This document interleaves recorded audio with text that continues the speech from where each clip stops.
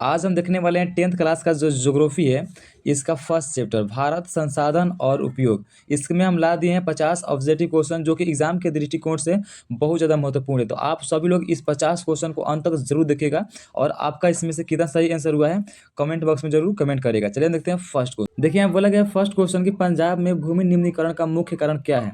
तो इसका right answer option number D हो जाएगा, अधिक सिंचाई। पंजाब में भूमि का निम्नीकरण का मुख्य कारण जो है वो क्या है, अधिक सिंचाई है। तो right answer option number D हो जाएगा। अगले यहाँ पे क्वेश्चन बोला गया है कि यहाँ पे लौह अयस्क किस प्रकार का संसाधन है। लौह अयस्क किस प्रकार का संसाधन होता है। इसका right answer option number D हो जाएगा, अनवीकरणीय युग का संसाधन होता है। तो right answer option number D. अगले यहाँ पे क्वेश्चन बोला गया है कि सौर ऊर्जा निम्नलिखित में से कौन सा संसाधन है। सौर ऊर्जा निम्नलिखित में से कौन सा संसाधन है। तो राइट आंसर ऑप्शन नंबर यहाँ पे हो जाएगा, यहाँ पे ऑप्शन नंबर सी नवीकरणीय। क्या हो जाएगा, ऑप्शन नंबर सी नवीकरणीय होता है।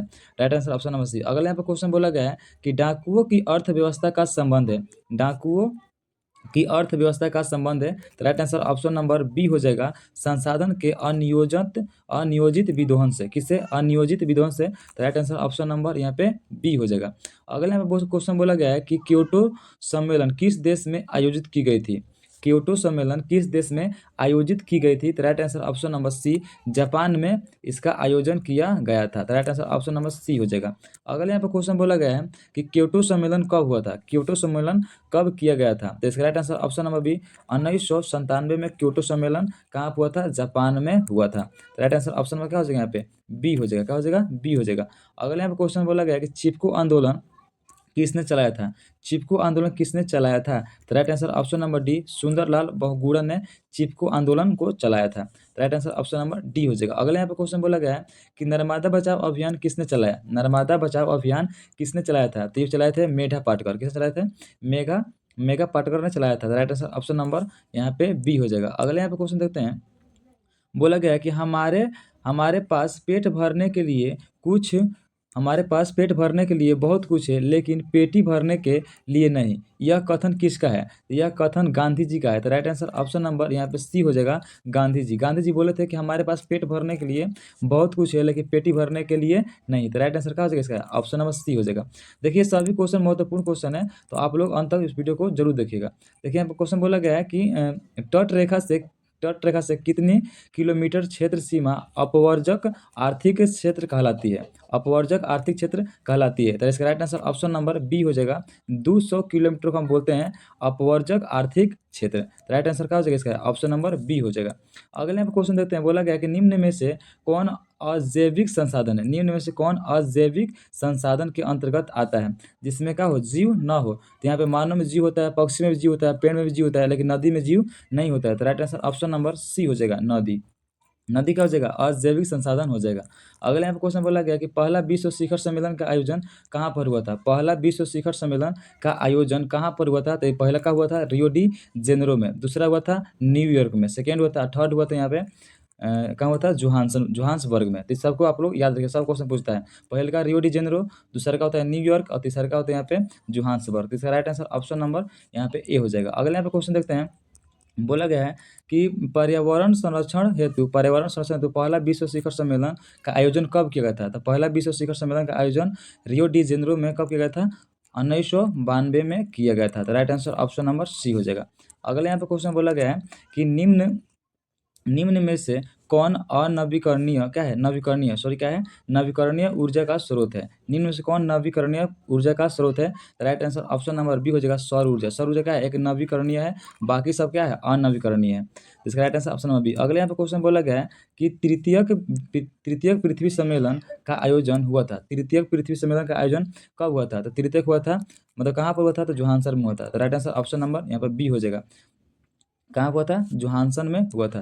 अगले यहाँ पे क्वेश्चन देखते हैं, मैं बोला गया कि प्रथम पृथ्वी सम्मेलन का आयोजन हुआ कहाँ हुआ था।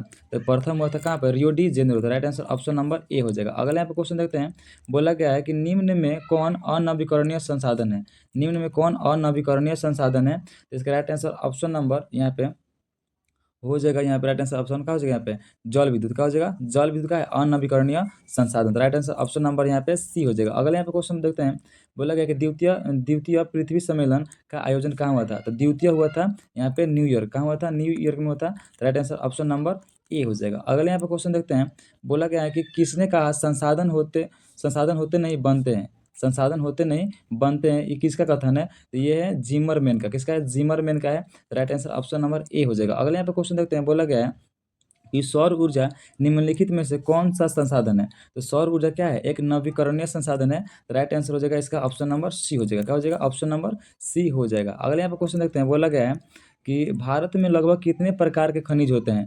भारत में लगभग कितने प्रकार के खनिज होते हैं? तो ये होते हैं 100 प्रकार के। कितने प्रकार के? 100 प्रकार का होता है। Right answer option number C हो जाएगा।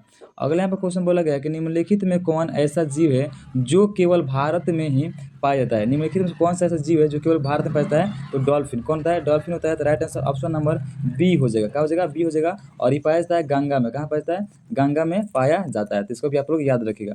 अगले यहाँ पे क्वेश्चन बोला गया है कि संविधान की धारा 21 का संबंध है। तो संविधान की धारा जो 21 है, इसका संबंध क्या है? वन्य जीवों तथा प्राकृतिक संसाधनों का संरक्षण से। तो राइट आंसर ऑप्शन नंबर यहाँ पे ए हो जाएगा। अगले यहाँ पे क्वेश्चन देखते हैं, बोला गया है कि विश्व विश्व पर्यावरण दिवस कब मनाया जाता है? विश्व पर्यावरण दिवस कब मनाया जाता है? तो ये प्रत्येक साल मनाया जाता है 5 जून को। कब मनाया जाता है? 5 जून को।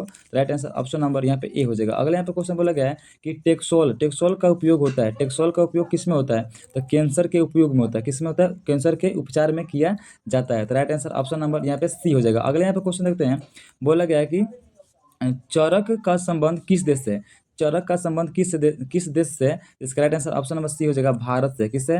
भारत से है। तो right answer option number C. अगले यहाँ पे क्वेश्चन बोला गया है कि भारत में किस किस राज्य में वन का सर्वाधिक विस्तार है? वन कहाँ पर भारत में सबसे अधिक पाया जाता है? तो पाया जाता है मध्य प्रदेश में। कहाँ पाया जाता है? मध्य प्रदेश में पाया जाता है। तो राइट आंसर इसका ऑप्शन नंबर सी हो जाएगा। अगले यहाँ पे क्वेश्चन बोला गया है कि बिहार में कितने प्रतिशत भौगोलिक क्षेत्र में वन का है फैलाव है? इसका राइट आंसर ऑप्शन नंबर यहाँ पे ये हो जाएगा, 7.1% पर क्या है? वन है। तो right answer option number A. अगले यहाँ पे क्वेश्चन बोला गया है कि वनस्पति रिपोर्ट के अनुसार भारत में वन विस्तार है, वन का कितना विस्तार है वनस्पति रिपोर्ट के अनुसार? तो वो कितना? यहाँ पे आपका हो जाएगा ऑप्शन नंबर ए हो जाएगा, 20.60%। कितना है? 20.60% है। तो right answer option number A हो जाएगा। अगले यहाँ पे क्वेश्चन देखते हैं, बोला गया कि निम्न में से कौन बिहार का प्रमुख नदी घाटी परियोजना है? बिहार का प्रमुख नदी घाटी परियोजना कौन है? तो वो है सोन नदी घाटी परियोजना। Right answer option number D हो जाएगा। अगले यहाँ पे क्वेश्चन बोला गया कि प्राणियों के शरीर में कितना प्रतिशत जल की मात्रा निहित होता है? कितना परसेंट होता है प्राणियों के शरीर में जल? तो वो होता है 65%। कितना परसेंट होता है? 65% होता है। तो right answer option number C हो जाएगा, 65% होता है। अगले यहाँ पे क्वेश्चन बोला गया है कि बिहार में अति जल दोहन से किस तत्व का संकेंद्रण बढ़ा है? किसका बढ़ गया है संकेंद्रण? तो वो बढ़ गया किसका? क्लोरीन का। किसका हो गया? क्लोरीन का बढ़ गया है। Right answer option number B हो जाएगा। अगले यहाँ पे क्वेश्चन बोला गया है कि देखिए यहाँ पे कि बृहद क्षेत्र में जल की उपस्थिति के कारण पृथ्वी को हम क्या कहते हैं? तो पृथ्वी को हम बोलते हैं नीला ग्रह। क्या बोलते हैं? नीला ग्रह। किसके कारण? जल के अधिक मात्रा के कारण। तो right answer option number B हो जाएगा। अगले यहाँ पे क्वेश्चन बोला गया कि कुल जल का कितना प्रतिशत भाग महासागर में निहित है? यानी कि कुल जल का कितना प्रतिशत भाग महासागर में पाया जाता है? तो वो पाया जाता है 96.6%। क्या है? महासागर में पाया जाता है। इसका राइट आंसर ऑप्शन नंबर यहाँ पे सी हो जाएगा। अगले यहाँ पे क्वेश्चन बोला गया है 35 नंबर कि देश में बांधों को किसने भारत का मंदिर कहा था? देश में बांधों को किसने भारत का मंदिर कहा था? तो वो बोले थे पंडित जवाहरलाल नेहरू। तो right answer option number D हो जाएगा। अगले यहाँ पे क्वेश्चन देखते हैं, बोला गया कि मेढक के प्रजनन को नष्ट करने वाला रसायन कौन सा है? तो मेढक के प्रजनन को नष्ट करने वाला जो रसायन है वो है एंड्रीन। कौन है? एंड्रीन है। Right answer option number C. अगले यहाँ पे क्वेश्चन बोला कि भारत में लगभग कितने करोड़ हेक्टेयर भूमि का क्षरण हो चुका है? कितने करोड़ हेक्टेयर का भूमि का क्षरण हो चुका है? तो right answer option number C, 13 crore hectare का जो है ना भूमि उसका क्या हो गया? क्षरण हो चुका है। इसका right answer option number C. अगला क्वेश्चन बोला गया है कि कौन सी मिट्टी कपास की खेती के लिए महत्वपूर्ण मानी जाती है? तो कौन मिट्टी मानी जाती है? काली मिट्टी। कौन मिट्टी? काली मिट्टी कपास की खेती के लिए महत्वपूर्ण मानी जाती है। तो right answer option number C. अगले क्वेश्चन बोला गया कि मरुस्थलीय मृदा का विस्तार किस देश में है? कहाँ पर है? ये कहाँ पर है? राजस्थान में। कहाँ पर है? राजस्थान में। तो right answer option number B हो जाएगा। अगले यहाँ पे क्वेश्चन देखते हैं, बोला गया है कि निम्न में कौन सी मिट्टी सर्वाधिक उपजाऊ होती है? सर्वाधिक उपजाऊ मिट्टी कौन होती है? तो वो होता है यहाँ पे जलोढ़ मिट्टी। कौन मिट्टी? जलोढ़ मिट्टी होता है। तो राइट आंसर ऑप्शन नंबर यहाँ पे डी हो जाएगा। क्या हो जाएगा? डी हो जाएगा। अगले यहाँ पे क्वेश्चन बोला गया है कि पेट्रोलियम किस प्रकार का संसाधन है? पेट्रोलियम जो है किसके अंतर्गत आता है? तो अनवीकरणीय, नवीकरणीय, जैव, अजैव। तो क्या होता है? अनवीकरणीय संसाधन होता है। Right answer option number A. अगले यहाँ पे क्वेश्चन बोला गया है कि सौर ऊर्जा निम्नलिखित में से कौन सा संसाधन है? सौर ऊर्जा कौन सा संसाधन होता है? तो ये होता है पुनः पूर्ति योग्य। क्या होता है? पुनः पूर्ति योग्य, यानी उसे बोलते हैं नवीकरणीय। क्या बोलते हैं? नवीकरणीय बोलते हैं। इसका राइट आंसर हो जाएगा ऑप्शन नंबर बी हो जाएगा। अगले यहाँ पे क्वेश्चन बोला गया है कि कोयला किस प्रकार का संसाधन है? कोयला जो है किस प्रकार का संसाधन है? तो कोयला क्या है? एक अनवीकरणीय संसाधन है, यानी कोयला क्या हो जाएगा? खत्म हो सकता है। अतः इसका राइट आंसर हो जाएगा ऑप्शन नंबर ए, अनवीकरणीय संसाधन है। अगले यहाँ पे क्वेश्चन बोला गया है कि मुंबई हाई क्यों प्रसिद्ध है? मुंबई हाई क्यों प्रसिद्ध है? तो मुंबई हाई क्या है? तेल खनिज के लिए क्या है? महत्वपूर्ण मानी जाती है, यानी क्या है? प्रसिद्ध है। और ये कहाँ पे है? अरब सागर में। कहाँ है? अरब सागर में स्थित है। तो इसका राइट आंसर ऑप्शन नंबर यहाँ पे सी हो जाएगा।